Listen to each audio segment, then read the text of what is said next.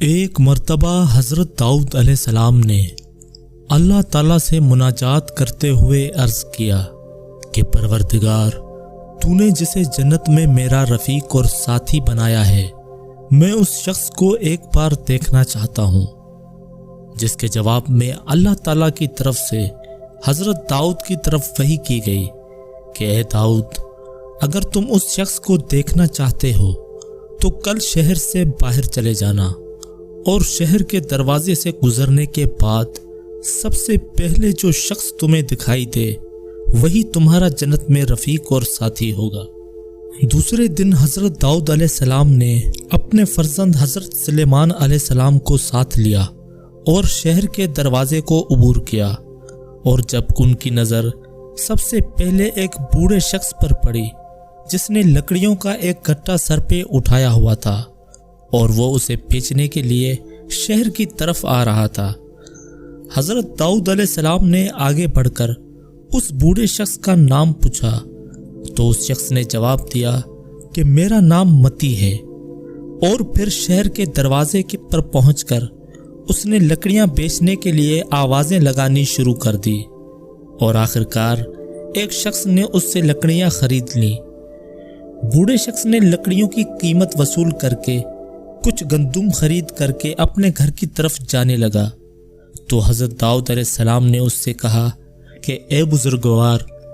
کیا آپ ہمیں اپنا مہمان بنانا پسند کریں گے؟ اس شخص نے جواب دیا کہ بے شک سر، آنکھوں پر۔ پھر وہ حضرت داؤد اور حضرت سلیمان علیہ السلام کو اپنی جھوپڑی میں لے آیا اور گندم کو پیس کر اس آٹے سے 3 روٹیاں پکائیں اور اپنے مہمانوں کے سامنے پیش کر دیں۔ حضرت داؤد علیہ السلام نے اصرار کیا کہ آپ بھی ہمارے ساتھ کھانا کھائیں، چنانچہ وہ بوڑھا شخص بھی ان کے ساتھ بیٹھ کر کھانا کھانے لگا، اور وہ شخص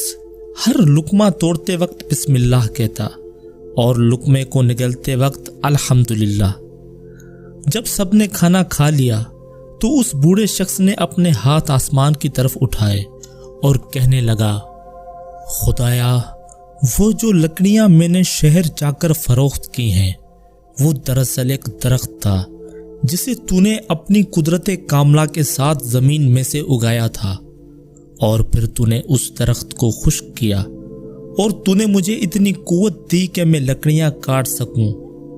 اور پھر تو نے ہی شہر میں ان کا گاہک میرے پاس بھیجا، اور تو نے ہی شہر میں گندم رکھوائی ہوئی تھی جسے میں نے خریدا، اور اس گندم کو بھی تو نے ہی اگایا تھا، اور پھر تو نے مجھے ایسے وسائل عطا کیے جن سے میں نے گندم کو آٹے میں تبدیل کیا اور روٹیاں پکائیں، اور اس سارے عمل میں میرا کام کچھ بھی نہیں، سب تیری مدد ہے۔ جب وہ شخص یہ کلمات کہہ رہا تھا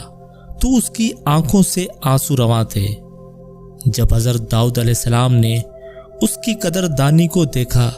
تو آپ نے اپنے فرزند حضرت سلیمان علیہ السلام کو دیکھ کر آنکھوں ہی آنکھوں میں ان سے کہا کہ اے نور چشم، نعمت کی قدردانی کی وجہ سے خدا نے اس شخص کو